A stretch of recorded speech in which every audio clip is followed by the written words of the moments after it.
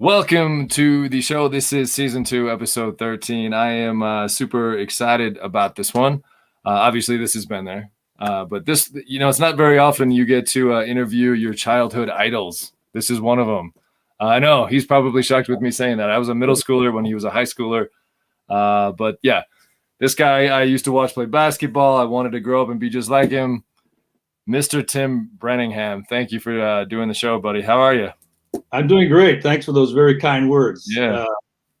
I think you probably were misguided. You didn't have many things to look up to. I guess not, but I'll still take it, man.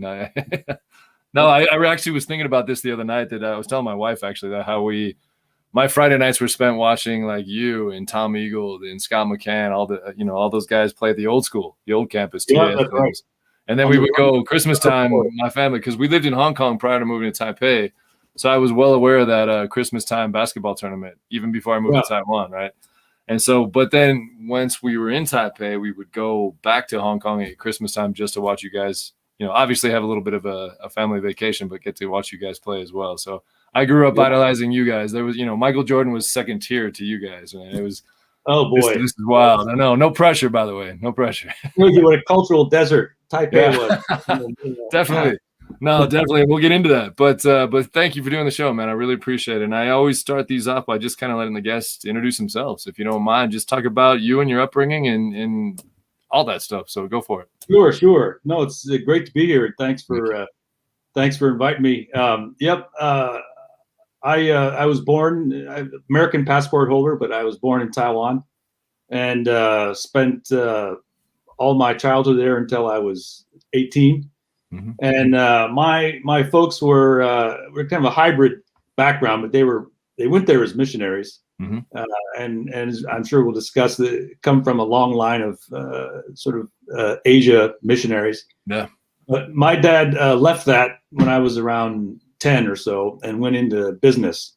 And so he sort of bridged the missionary. So I was sort of half missionary kid, half business kid. So we were in Taiwan for a long time. I went to school in the U.S., William and Mary, and then pretty much promptly went straight back to Asia, first to Shanghai, and then back to Taiwan, then back to Shanghai, and then to Hong Kong, and then most recently in Tokyo. So I'm a U.S. passport holder, but I've probably lived less than 1/5 of my life in the States is my guess. Yeah. No. But that's the high level. Yeah, it's the high level. And I know we'll be talking about third culture kids. I have a business in TAS, Taipei American School, is a huge thing in my life. Not only did I do my schooling there, but my wife is from that school. Mariko. Mariko Dose. Yeah. And my business partner is from that school as well, and some of my customers come out of that school. Oh, really? I have an investor who comes out of that school. So, like without TAS, there's not a whole lot of substance to Tim Brantingham. So, no, but yeah, I get that totally. And most of the people that watch these, I'm sure they completely understand that. So that makes a lot of sense to me. Trust me. Yeah. Yeah, even when I was we'll talk about this later too, but even when I was in Shanghai for just 2 years, it's amazing how many people from TAS, Taipei American School, are actually in Shanghai. And I would play in the weekend softball leagues and they would come up and like, wait a minute, didn't you? And it was just, we're talking like not just 1 or 2 people. It was a good 20 strong, 30 strong, I know it. Some of my colleagues that I work with, they, all these TAS things that pop up and said, that TAS network, like that's more powerful than a Harvard network. Yeah. You guys got fallen out of everywhere. And if you think about it, Taipei, so this whole China business and Asia business, especially the China side, really kind of got started and fermented in Taiwan back in the 70s and 80s. Yeah. Our school, they taught Chinese and, kids studied Chinese to different degrees, but when I was in elementary school, Chinese was considered sort of a useless language because China wasn't open, and so we may as well study Spanish or something. But the kids that did come out of there, you kind of come out of TAS, late 80s, early 90s, and all of a sudden there's this giant China thing that's now open, doing business. And so the TAS alumni really were some of the first, well-equipped folks to participate in that whole thing. And so it's not surprising the network's pretty strong. It continues to be really strong. Oh yeah, continues. It's shocking. I've been in airports before where I've seen actually the Letterman jackets, things like that, and I'm like, there's no way. I walk up and it's like Taipei American School. I'm like, whoa, yeah. So absolutely, man. I'm totally with you. The cool thing, I've had tons of guests on this show where obviously they're TCKs, and we'll get into the whole TCK discussion in a second. Third culture kid. I don't think I've ever had anybody that's even close to representing a fourth generation TCK. So how far back does this go then, man? Like, talk about that, because that's pretty wild. Yes, it's on my mom's side. It's I'm the fourth generation. My kids are the fifth. So my great grandmother was a doctor, and one of the first. She was a very unusual woman. She was one of the first women in the U.S. to be licensed as a doctor. That's crazy. Yeah. New York.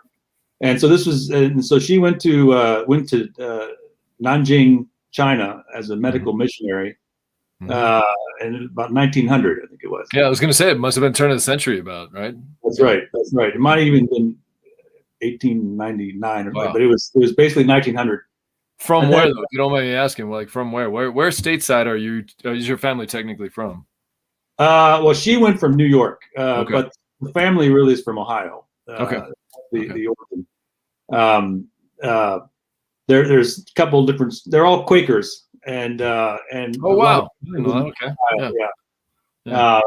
but this was Isabella French, and she came out of New York, and so she was a first, and she went there, and then my great grandfather joined her later when he finished his medical stuff, and they actually got married in China. Oh wow, and But then, my grandmother grew up in Nanjing, China, and believe it or not, when she was in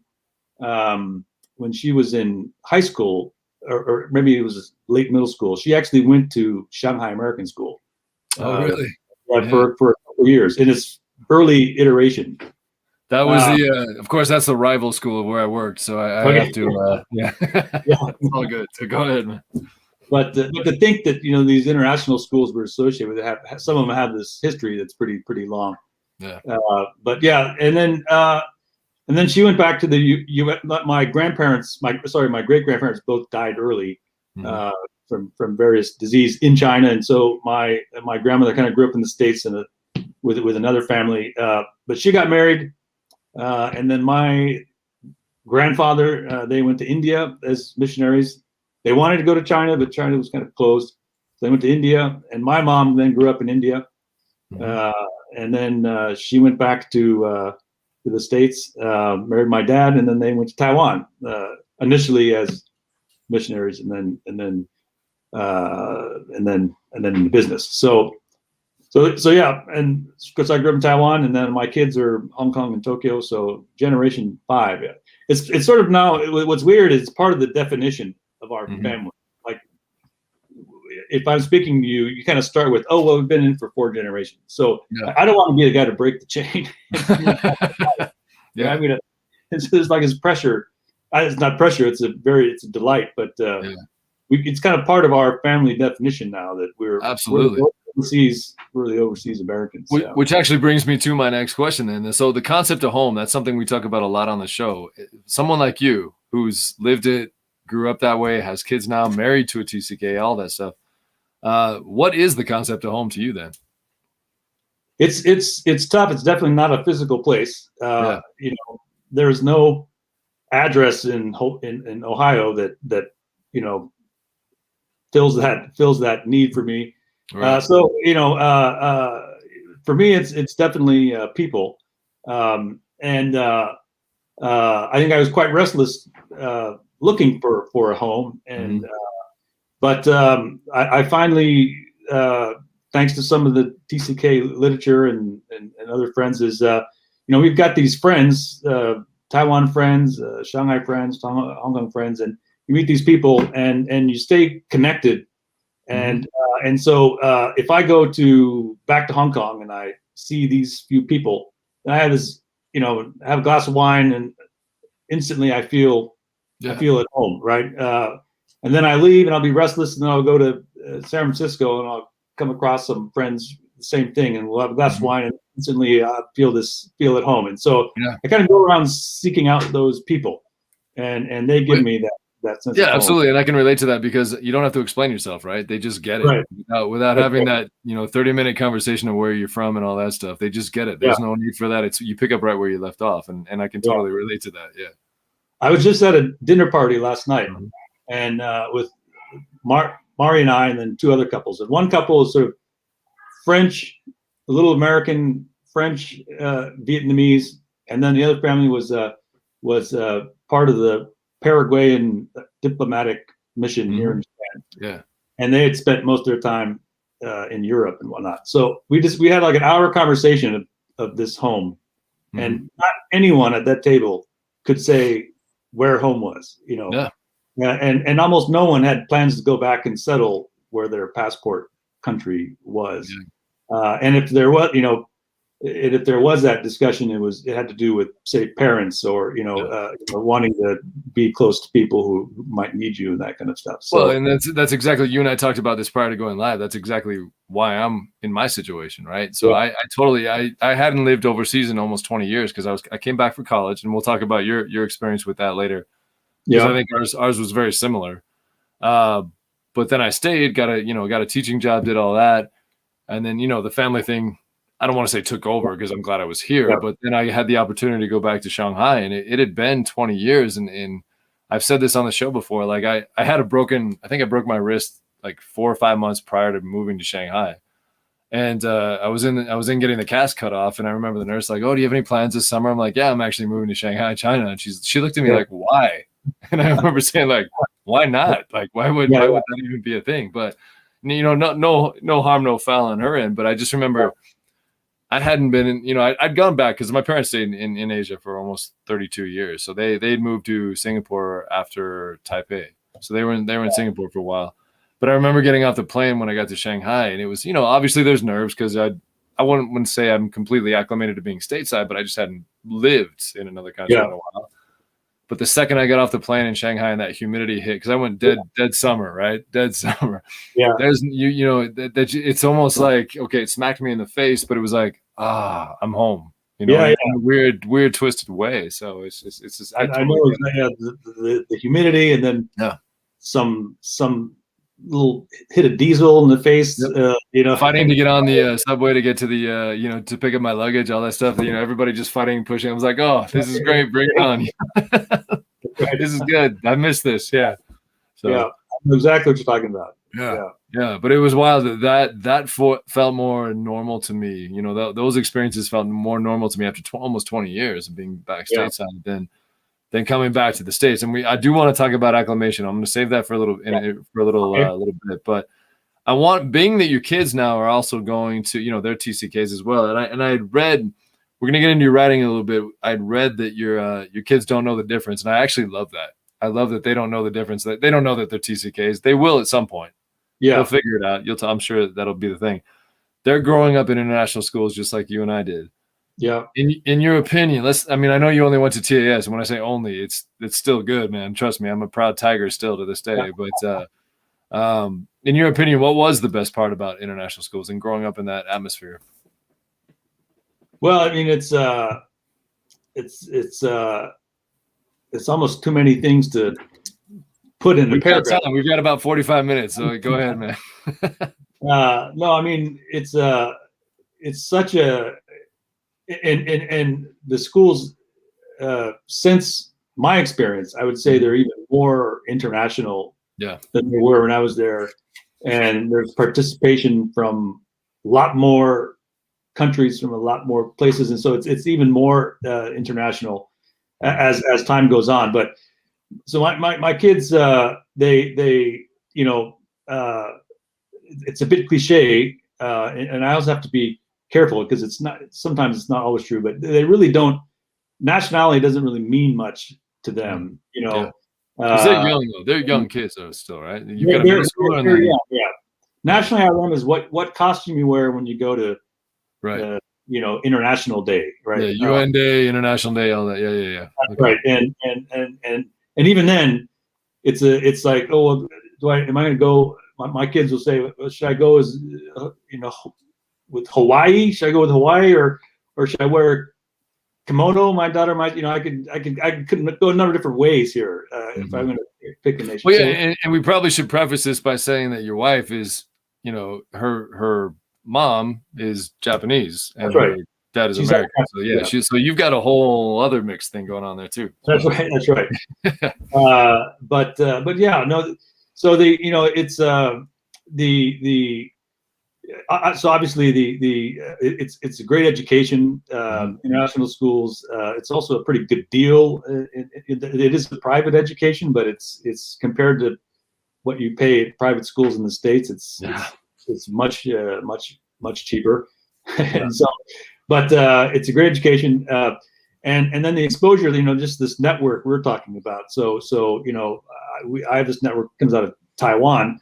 Yeah. My kids, they're still in regular contact with their friends from Hong Kong, and some of them moved on to Amsterdam or to Singapore, and they're still in touch. And you can see as they grow up, they're going to have strong friendships, literally everywhere, and they'll be comfortable going to school wherever. One thing that's changed is even in my family, it used to be you go back to the States to go to college. Well, now it's not so sure. Right. You might go elsewhere. You might go to Europe. You might go to Australia. You might go to Singapore. You might go to Hong Kong. There's so many more options now.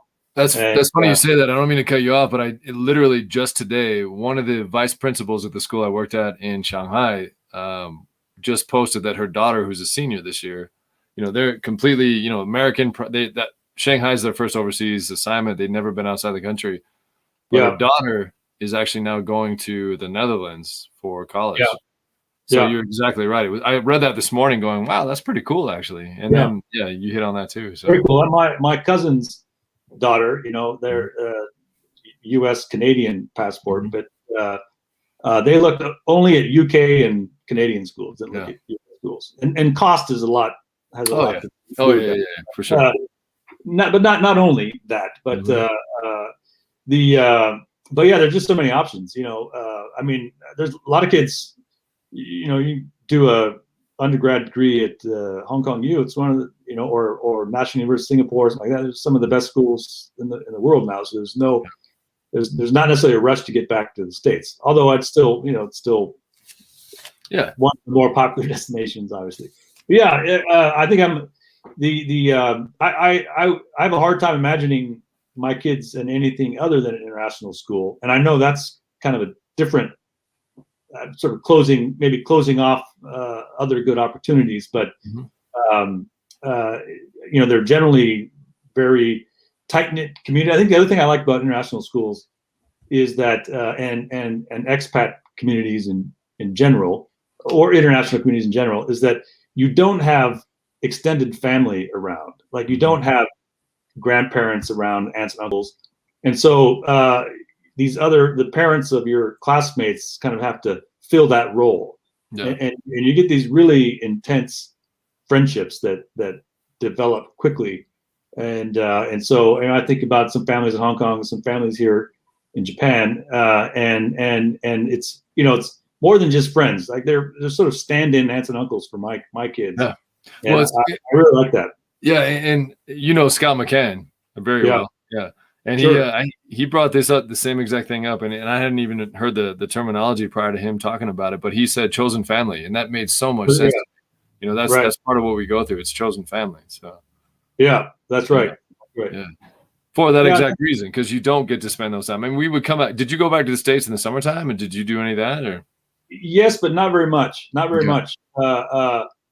That was, I think, one of the reasons I had a difficult transition is because my family was this sort of hybrid business. We weren't on any expat packages or anything. So I went back to the States maybe once every 3 to 5 years. Okay. And I was one of the, I was at the TAS swimming pool in the summer by myself, waiting for someone to get back.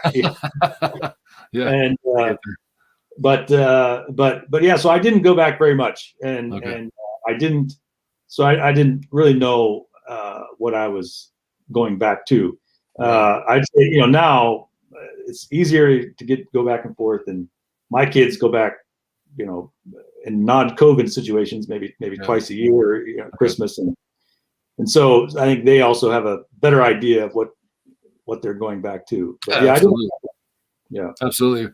Well, let's dive right into it then, because I know you've already hinted at it, but the acclimation process, for a guy who not only just happened to be maybe moved to Taipei, you were born there, so that's all you really knew, right? Yeah, right. So then you graduate from TAS, passport country, head on back to the States. Never lived there before. You ended up in William and Mary, right? Yeah.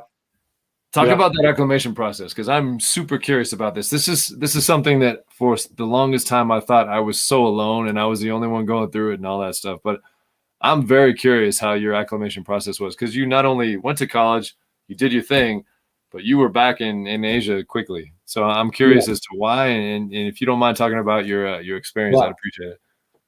It was an unmitigated disaster. It was absolutely, it was textbook disaster. Okay. Because this is 19, and I hate to age you. It actually makes me feel good because I'm not the oldest one on the show right now. So, but we're talking 1988 to 91, right? Yeah. Well, so I graduated in '88, okay, and then the first mistake I made was that I was deferred at William and Mary, so they offered me January admissions rather than September admissions. And so I looked at my options. I think I'd still rather go to William and Mary, so I took that. Mistake number one, because the first semester, a lot of friendships are set in those first few weeks, I think, when you're a freshman. And so I missed that, and then I got put in a sophomore dorm. So my connection right off the bat was weak. But at the same time, I was, I thought I was American. I really wanted to be an all-American kid. And in Taiwan, in our little small circle, I believed that I was. Mm-hmm. And I was very disappointed to find out I really had no idea what I was talking about. And it wasn't that I felt, it wasn't that I was excluded. Everyone tried, I think, to understand, but I just couldn't I had difficulty making connections. Mm-hmm. And I went from being admittedly it's not a big pond in Taipei at our school. So you didn't have to be a fish of much consequence to feel like you made waves in that little pond. Yeah. And then I went to back to the States, and I felt like a bacteria in the ocean. I had what maybe I have some people think of me, I think, as extroverted, but I have some introverted tendencies, and so my reaction was I just shut off. And I didn't really want to engage. I went to class, and I became very snooty. These American people, they don't understand. One of those things. And so it was bad. And and then I bounced around. I did a year, and I said I need a break, and I went back to Taiwan, and I worked for 6 months.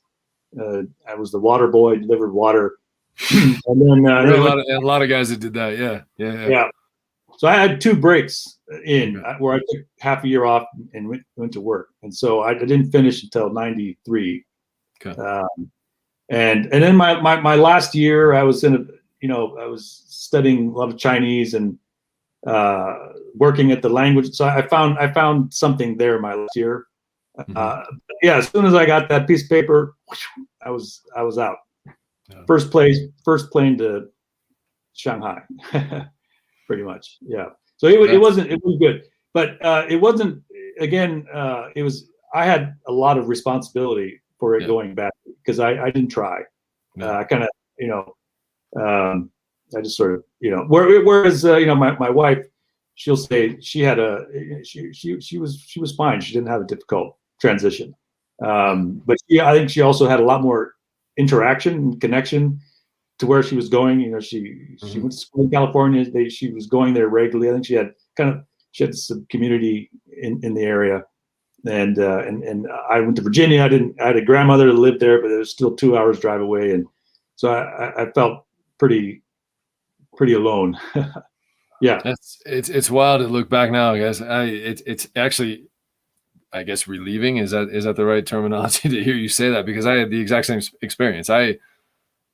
We would come back every summer, but my grandparents had moved to Utah. We're not nobody's from Utah. We just happen to be. I'm an Irish Catholic kid living in Utah, so that you do the math, right? So, but we would come back. My grandparents moved here in 1980, and so this was home, right? I have to definitely use. My brother and I would ride around on our bikes in the summertime, and we'd go to the mall and we'd go to the pool, and we you try to fit in, you try to blend in, and you thought you were, like you talked about, you were American. Never felt it in. Back, I mean, I think it's better now where international schools are starting to see, let's prep these kids. They're returning back to something that they may not understand, and I appreciate that now. But back in the day, yeah, like when you were coming back, when I was coming back, there was nothing. I actually got, I don't know if this happened to you, because my permanent address was still my parents' address in Taipei. Yeah. When I got to my first school, because I played baseball, I went to a small school in North Carolina. I mean, I talk about fish out of water, right? Because it's the same concept. Get there, I automatically was put into this international student, I don't know, group, and we have to go see the dean, and we have to do all this stuff. And I'm sitting there going like, well, I'm a U.S. I show up, and they thought I was always in the wrong place. So they're like, wait, you're not? Are you here for this? And I'm like, yeah. And then when I'm transferred back to Boise and finished at Boise State, on the door, I've said this a couple of times, but on the door, the year I moved back and at the dorm, just as luck would have it, right? It was myself with the Taipei background and the Hong Kong background, and on the door it said Ben Vogel, and there was a Taiwanese flag, right? Yeah. And so then my roommate just happened to be an American, Chinese American, and it said Manny Lee, and his flag was American. And like for about a week and a half, people kept knocking on the doors. I think they got these backwards, guys. And like, actually, no, they didn't. But like trying to get people to realize that no, they didn't. So that's hilarious. Exactly. When I walked into William & Mary, on my door was a map of Taiwan. Okay. And it said Tim Brantingham. Mm-hmm. And then when the RA came out and saw me, wait. So I thought there was a because Brantingham doesn't sound like a Chinese name. So, I was very, now I can understand, but I had that pasting thing on the door. Yes. And half the people didn't believe you, or then I get like, oh, I've been to California too, and I've said that on the show, like, what? California? Yeah. Oh, but it's amazing because back when we were growing up, there wasn't any of this talk. I didn't hear the term TCK until about 3 years ago. Well, probably longer than that. Maybe like eight or nine, but still, it's still relatively new. But it's definitely taken off right now, which is.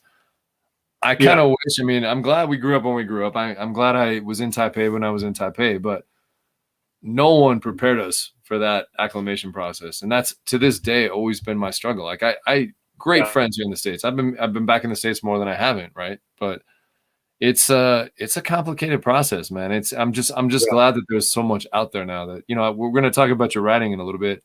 I've dabbled in that world too, but that acclimation process, looking, you and I are both tall guys. What are you, 6'2"? I'm 6'2", right? Yep. So it's like, look the part, act the part. I've said this 1,000 times on the show. I'll go to 7-Eleven, pump gas, put my card down to get gas, and somebody will tap me on the shoulder asking me a question. And this sounds so silly, but like, I've had moments of panic, like, I don't know what to do. I don't know what to say. I don't know. Yeah. And then I'll go to Shanghai, be in the middle of nowhere. I speak taxi Chinese. I think you're fluent, right? Aren't you fluent in Mandarin? Yeah. And yet I'll feel completely comfortable on a subway, going wherever the hell I'm going, right? But like, it's just such a wacky, but I wouldn't change it for a thing, right? So You're right. They do. My kids were at HKIS for a while. I don't know if that's what you. Yeah, I'm a. Well, at the time we were Crusaders. They've changed it to Dragons now. Dragons, probably wisely so. But now they have regular. We went to a couple of TCK sort of parent conferences or meetings, and they invite people in to speak. Yeah. And so they talk about it a lot. Because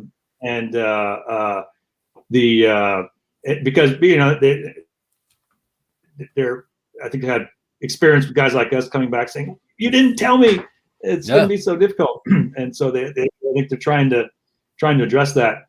But I just real quick, at one of these HKS conferences, there was a speaker, Shaughnessy, I think it was.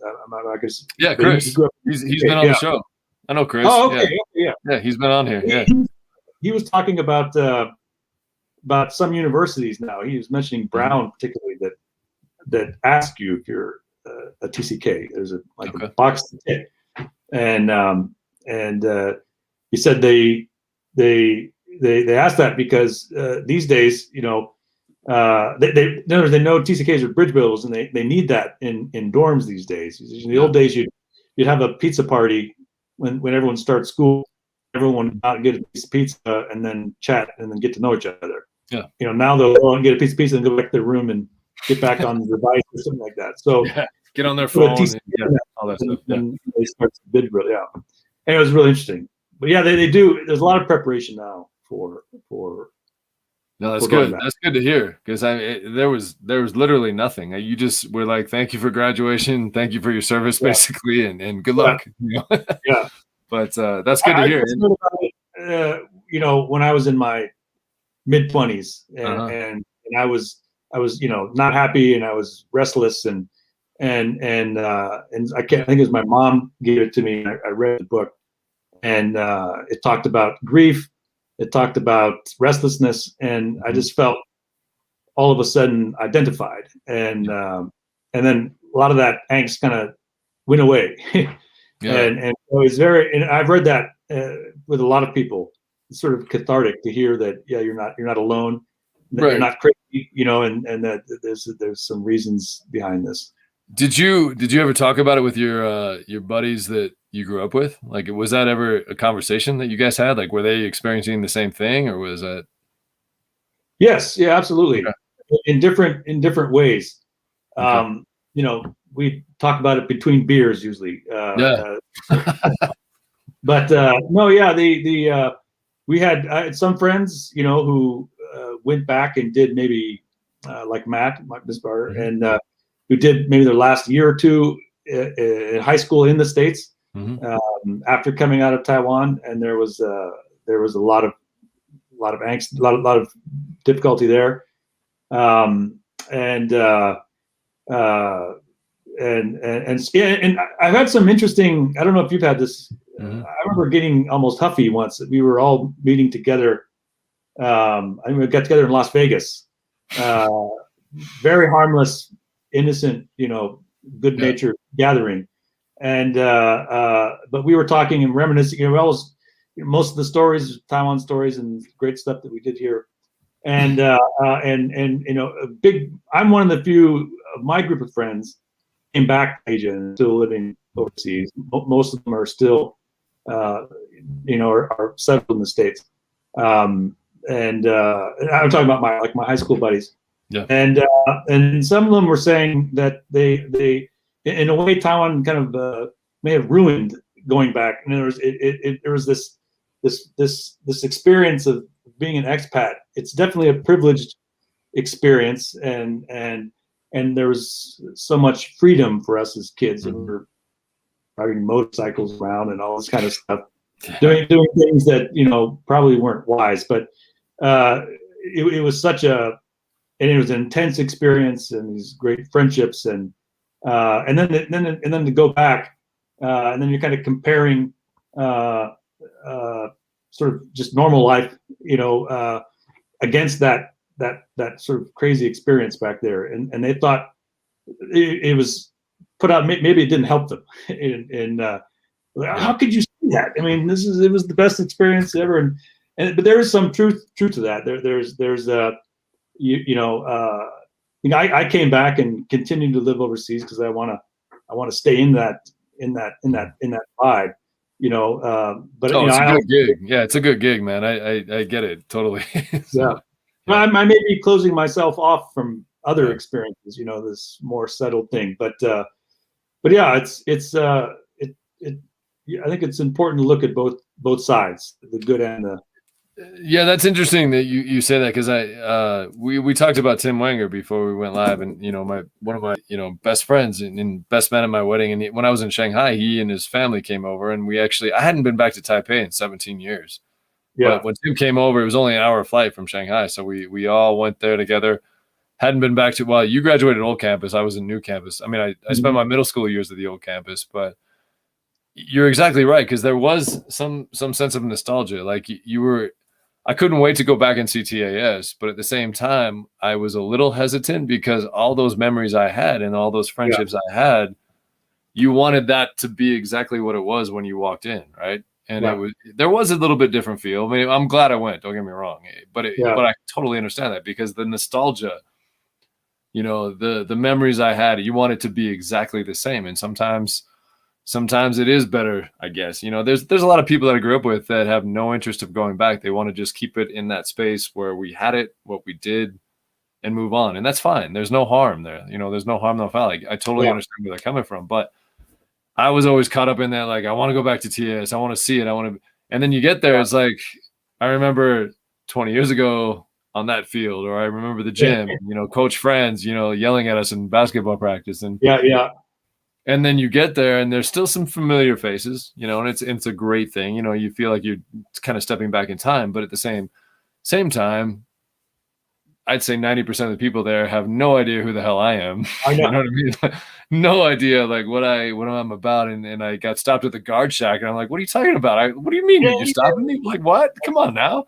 I'm Ben Vogel, damn it. Like, but yeah, I totally understand what you're saying, because that's true. It's so much of you is intertwined with this connection to a place, and yet that place changes, and you don't necessarily want that in your peripheral, I guess, brain vision, whatever. But yeah, there was a sense of closure. But I don't want to say closure like I'll never go back to Taipei, because I love Taipei, and I could live there in a heartbeat, right? But it is an interesting concept of what you build up this place to be, and then you go back, and it's not that anymore. And that's almost like and then it gets that cycle of, okay, where the hell do I fit in then? Right. Because now I've moved on, and yet I'm supposed to be from here, and now I've gone back here, and I don't feel it. Like, it's a whole, So it's a wild ride, man.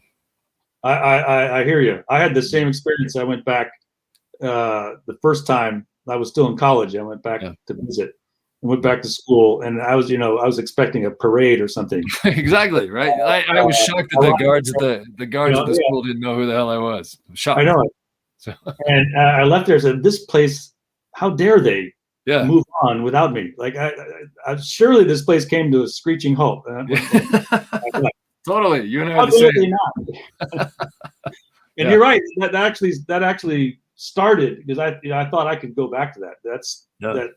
I was pretty lost for about 10, 15 years, and that started with that realization when this place, there's a new batch of kids making their memories, and I gotta figure out how to reset, and it took me a while, but I know that experience very well. Yeah, well, it's good. Well, that's what I'm saying. I used to think for the longest time, it was just me. How come no one else struggles with this, and how come no one else talks about this? And but it's come to find out, it's more common than I ever thought. But the fact that we're talking about it now, that's healing in a way. You know what I mean? So I appreciate you talking about that. I do want to jump right to the fact that you're writing more. And I've been reading what you've been writing. It's on sandwich parenting. Is that right? I just put it up on the. Okay. How did that come about? What's going on there? Well, sandwich parenting is run by a classmate, TAS classmate, Sherry Yuan Hunter. Okay. She was in my class, and she was president. I was VP our senior year. I was president. There you go. See, you and I are so similar, man. I was president. I don't even know what that means anymore, but at the time, I thought it was pretty cool. I specifically went for vice president because I didn't want to work that hard. That's the difference between the two of us.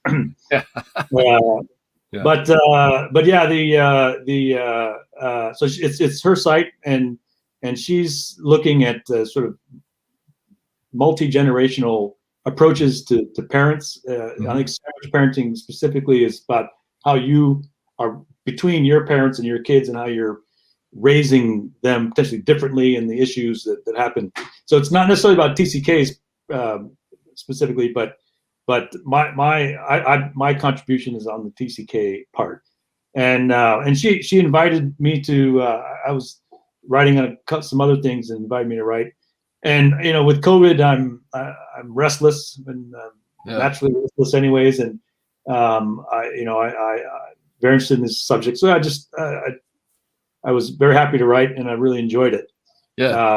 Do you find that your writing's almost therapeutic for you? Very much so. Yeah, very much so. Because I actually wrote a book about 15 years ago on the TCK topic, and it was this is pre-Facebook, and it was like it sold a little bit. Nothing. I'm retired yet. Let's put it that way. But but it was funny. And when I got done with it, I started it off by like I wanted everyone to hear my story. Yeah. And by the time I got done with it, it was like, you know what? I could care less if anybody reads this. I needed this. I needed to just get my words out on paper. Yeah. So I can relate to that. And the reason I bring that up is you've done 3, right? 3 articles with him? 3, yeah. Okay. I've read them all and I love them. The one that really caught my attention because I could relate so much, and I want you to kind of dig into this if you don't mind. You talked about, the TCK topic, and again, third culture kids, those of you that are not familiar with the slang here, so to speak, but you talked about the good, the bad, and the ugly. Mm-hmm. If you don't mind just kind of condensing that real quick and just, briefly describing the good, the bad, the ugly, being a TCK. So. Well, that's why I wanted to write it, because there is a bad and an ugly, or potential there. We've been talking about the good, and it's very easy to talk about the good, and there's a lot of good to talk about, and I continue to want my kids to be in that good, and that's the international aspect, the bridge building, the ease of, fluidity of experience, and you can live anywhere and whatnot. Those are very good things, and all these kids culturally competent and generally very open-minded and all those things. That's the good, and it's a huge good, and I think it outweighs any bad.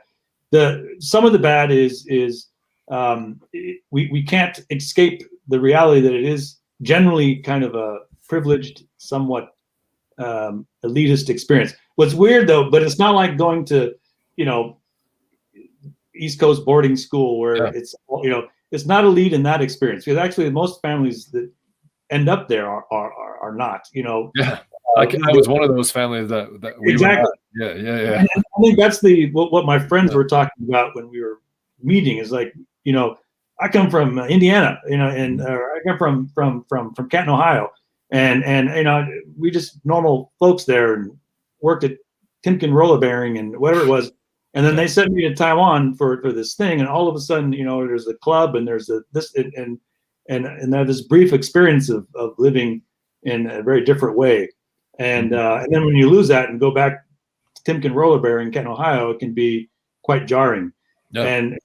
So the elite, and I think the elite's the wrong word, but the privileged part of it, I think has to be acknowledged. And so it's not, there's people have international experiences, but not in an international school, not in an expat sort of world. It could be, you're a migrant.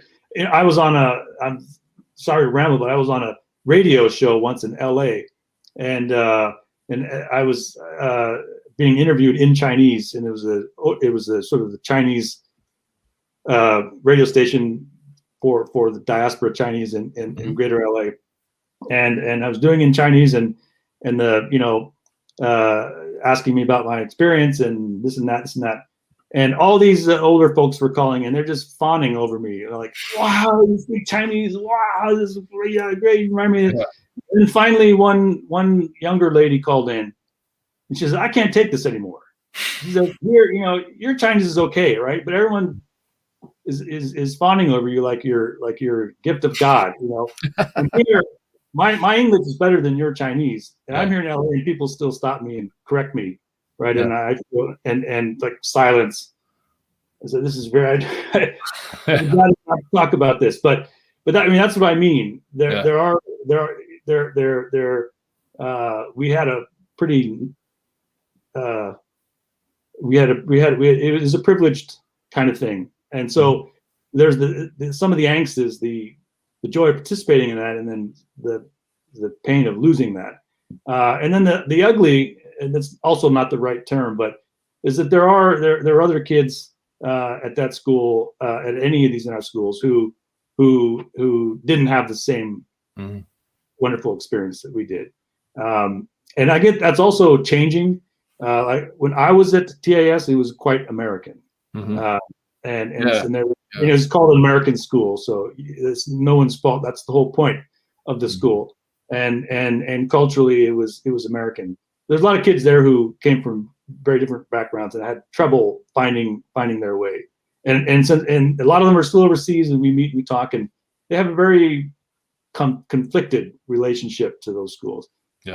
Like my kids' school now, and even HKIS where they went before, is far less American than it used to be.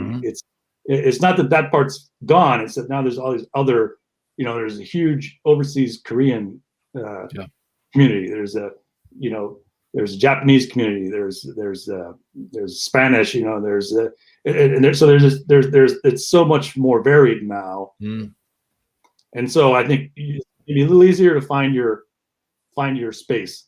But in the 70s and 80s, the international school, I think it was maybe more difficult. So I've had a lot of friends that express their conflict. So that's what I mean by the I think you and I, and this is coming from a sort of Euro-American background, especially in an Asian international school. We had one experience, and then someone from a different background. I'm thinking of a couple of friends, Indian friends specifically, who we had a lot of very in-depth talks about this. Less joyous, not much more conflict and home conflict, because there's values and things that we were pursuing in school which weren't necessarily that the parents weren't thrilled about. And then there was a lot of fighting at home over, should we go along with this or not? And anyways, so that's a long-winded way of answering that question. No, and I love it. Yeah, because I mean that's definitely true. I mean it's not a perfect situation in and of itself, but yeah, there were definitely people that have way different opinions and thoughts and memories than you and I do, right? And I totally respect that, first of all. But yeah, definitely. I know guys that I still talk to some friends, and they hated the experience, and ironically, a lot of them were the ones that were only there a year or two. And then in fairness to them, like I knew people that moved their senior year to Taiwan, and I can't even imagine that, right? So well, that's probably had the experience that we had when we went to college.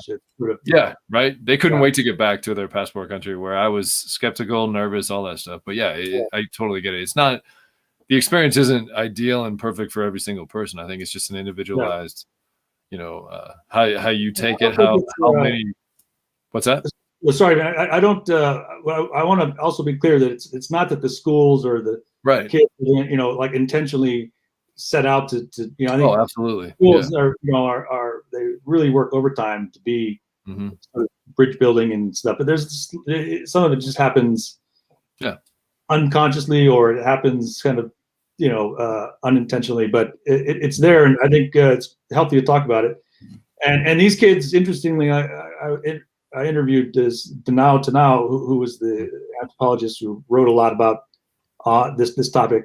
And she had a pretty negative experience at her national school, but she found connection to guys like us through the whole loss grieving, the grief experience. She had a lot of grief, and so now she's a proud TCK, very happy to claim that title.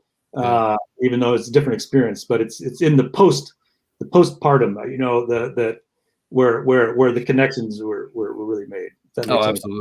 Absolutely. So real quick, we have about 10 minutes left. I'm just looking at the clock, and it's funny how quickly these go by. I want to get to one last question, then we've got some rapid fire questions. So I hope you're ready for it. Yeah. All that said, everything we've talked about TCK wise, and all your experiences, and the good, the bad, the ugly, as you said, what kind of advice would you give to families that are learning for the first time that they're actually, wait, what? We're moving overseas? Like what type of advice? Because you've lived it and then some, man. So what kind of advice would you give? Do it. Go. Don't. I don't know what you can do to prepare. I don't think you can. You just You just go and even if it's a brief experience, I think it will a lot. It's going to change. You first have to recognize it's going to change your outlook in your world for good. I mean, you can't go overseas even if it's for a year and not come back and things not change. It's so you have to be prepared. That when you do go and you come back, things are always going to look different. But that's healthy and that's necessary, and ultimately, I think it makes you love your home more. I mean, it enables you to figure out a way to engage your home in more meaningful ways. But yeah, that's where the world's going, or at least was going. Maybe last year, it's a global. Thanks a lot, COVID. Yeah, appreciate it. Yeah. It's and yeah, so all that experience is only going to make you more sort of equipped for that. Definitely. And the friendships. I mean, I guess my advice would be that chosen family. It's going to be really stressful at first as you try to get oriented, but then you'll find that one or two that connection to those people, and you'll start feeling this chosen family. And I think that's when it really gets interesting. Absolutely. I couldn't agree more. More. Okay, rapid fire question. We've got about 8 minutes left. Let's do this. Who are your role models and mentors growing up? Because I say this, I talked about this right out of the gate. Yeah, obviously I knew who Michael Jordan was, Magic Johnson, all that stuff, but they weren't real to me. I know this maybe sounds crazy for you to hear this 30 years later, right? But as a middle school kid who only understood, like, you looked like me, you were living the same kind of life I was, all you guys, Tom Eagle, I already talked about that. All you guys, Andy Moriarty, right? Yeah. All you guys, that was like, okay, they can do it. That's what I want to be like. The Michael Jordan stuff, the Magic, that was fantasy. Like, I only saw you guys. Right. And that's just the way I grew up. And the same thing's been, reciprocated back to me, because I've known guys that are younger than I that only saw the same thing with me. And I'm thinking like, what are you talking about? Just a dumb idiot kid. Right. Yeah. Yeah. I can barely tie my shoes and walk. Like, it's like, come on, what are we talking about? But role models, mentors for you growing up, who would that have been? Yeah, it was similar. I think my role models were my two brothers and my sister. I'm the youngest by a large margin. So the next one in line is 10 years older than me. Okay. So 10, 12, 14 years older than me. And so I was almost an only kid in my house. And they were all living in Taiwan, which was really weird, right? To have extended family there. And so I very much wanted to be like them. So I played basketball because that's what my brothers played. I pursued art and music because that's what my sister did, and so I sort of want to do whatever they want to do. They were my role models back then. I like that. What is something most people don't know about you? I almost became an Anglican priest. Say that one more time. I almost became an Anglican priest. Really? Wow. And no one knows that because I didn't tell anybody. But they know now. During that period, I was a little bit lost. I thought, four generations of missionaries. Maybe that's what I need to do. That's what the calling is. But I couldn't do it with the church that I was raised in. So I thought maybe I could do it with the Episcopals. And so I went through a year-long process of exploring that. And then I explored it, and that was it. So you're not, is what you're saying? Yeah, I'm not. No. It didn't pan out. Yeah. No. No, I love that. If you could have a chat, if you could sit down on a park bench and just have a chat with anybody, still with us, not with us, who would that be? It would probably be my great grandmother, this Isabella French, who first went to Nanjing. I'd love to know what she was thinking, why she picked that area, whether she'd know what kind of impact that decision had on our family going through it. She seems like an extraordinary woman to begin with. And she really started this. It wasn't she really started this whole overseas thing. I'd love to have an hour chat with her someday. Yeah, that's wild because you mentioned that earlier, and I'm sitting here thinking like that'd be pretty impressive in just today's world, much less 100 years ago, right? And that's pretty. 120 years ago. Yeah, 120 years ago. Sorry, yeah. But yeah, that's fascinating either way, but especially back then to think, wow, what a risk she was taking. Probably like no one took her serious, all that stuff. That's pretty impressive. Yeah. And then, like you said, the fact that it's young. She and my great, I think one was typhoid, one was something else. They died in China. And my grandfather is buried in Nanjing somewhere. My great grandfather. Oh, wow. That's wild. But to think of what your family continued that tradition, and I'm sure she went over there never once thinking that this is going to be like legacy in terms of how long this is going to keep going on. I mean, you're in the 5th generation now with your own kids, so that's pretty wild to sit back and think about that. So yeah. And I meant to bring this up earlier, and we'll get to the last question in just a second, because I still remember your dad doing the Abraham Lincoln plays. Yeah. How did that come about? I've always been curious, and I never knew him that well. I knew him, but I didn't know him enough to ever ask him that. But like, was he just fascinated with Lincoln? Like, where did that come from? Yes, he was in Washington D.C. once in the early 80s, I guess it was, and at Ford's Theater, where Lincoln was shot, there was a screening of this play called Mr. Lincoln. It was a one-man show, and the actor was it was George C. Scott. I remember him. So he played Patton, right? Yeah, that's right. Yeah. So my dad watched the play at Ford's Theater in Washington, and it just spoke to him. It was funny, and he was mesmerized by it. And that play never went on to do very much. I think they only had those series of performances. And it was written by a guy who was a reporter for the New York Times. And my dad, I don't know what got into him. He wrote the author and said, I'd like to put this on. And I think he wanted the script and he wanted to learn it. I don't think he intended to perform it. But then he managed to memorize the whole thing and then decided to put it on. It was, it was just a rare flash of inspiration. I'd say he always was an admirer of Lincoln, even before then. But that play spoke to him in the way, and he wanted to.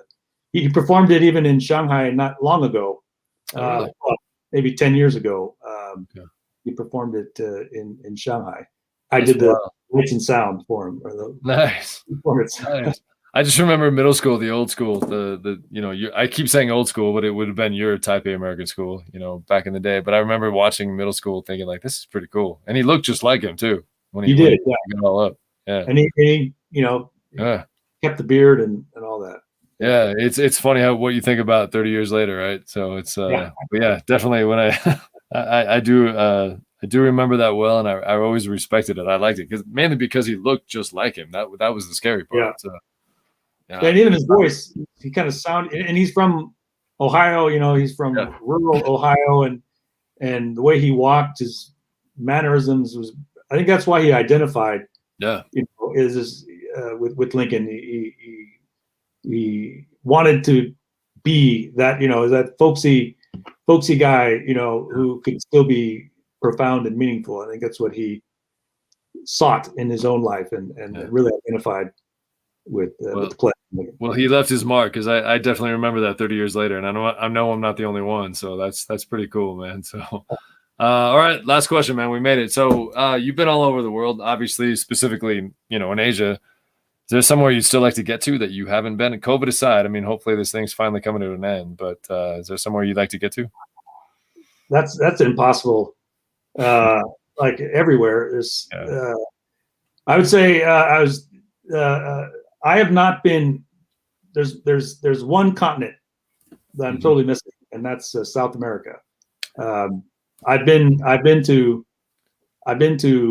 Mexico, Central Mexico, which is not South, it's North America, but that's as deep as I've gone into Latin America, and so the whole continent missing for me. I'd love to check that out one of these days. Again, that makes me laugh because, like you, I've been all over Asia. I've been to Europe. Haven't done Australia yet. I'd like to get there, but until probably 15 years ago, I'd never been to Canada. I'd never been anything close to the States. Like, but obviously, in the States, I still to this day have never even been to Mexico. Yeah, which is wild to think. Like all the close continents that I should be like, oh yeah, I've been there many times. No, it's to me, it's Europe. I've been to Asia. I've been all over the world, but I've never been to the ones that are closest to here in the States. So. Yeah. Well, another place I really love to get to is Quebec, because there's these parts that you think of North America as this colossus, kind of the same culture, but I'm really interested to see those parts that are not English speaking and not so like Quebec or like the Maritimes is supposed to be saying, but even in Mexico, I think people associate Mexico with the sort of border towns. But if you go into the center, we had a project in San Luis Potosi, which is in the middle, and you feel like you're dropped into Spain. It's a completely something I didn't expect, and I really love that. Yeah, but, I've been to the western side of Canada, and it was British Columbia, BC. Been up to Whistler, loved it. Gorgeous area, absolutely gorgeous. But yeah, I haven't been to the east side of Canada. I'd like to get there. Same. Yeah. Okay, I kind of lied to you though. There is one last question, being that you've mentioned beer a few times on this, and I'm a full believer in that. I forgot to ask you about this. What is you said in your bio you actually have dabbled in the craft beer world. What's going on with that? Well, Matt and I. So Matt's my business partner. He's TASer. And we're mostly in, industrial stuff, manufacturing, engineering, supply chain. So we always, the whole point of going into business together was to have some flexibility and to be able to do things that maybe might be difficult to do with a corporate thing. So, the plan was always to be able to take time if you could, or to write if you want to write, or Matt wants to teach physics one of these days in high school level, and make beer if you can do that. So we built we had a few good years, and so we built a brewery in Hong Kong, and we were still going to be contract manufacturers because we make stuff for other people. So this was going to be the same thing, but we're making beer for the people. There's a lot of craft beer brands, but they're in Asia, but they're tiny. They have trouble scaling up. So we would build a brewery that would allow to get some scale. So we did that a couple of years ago, and then we recently started launching our own brands. Is that the Dragon Water?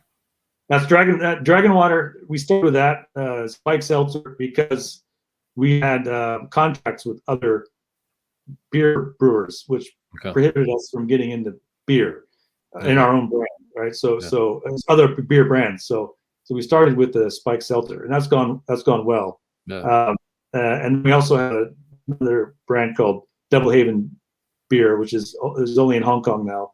And then we're involved in a brand in Vietnam called Seven Bridges, is a beer there. And then Mari's brother Gus. Yeah, Gus. He's got a great place in Bozeman, Montana, which isn't too far from me. I need to get up there because I actually have family that are from Montana. Yeah, so Montana's not that far. It's a couple hours from me. So yeah, Bozeman's a great town, and he's won a bunch of awards for his beer. It's great. It's great stuff. That's awesome. That's separate than what we're doing in Asia, but yeah, I know there's no real.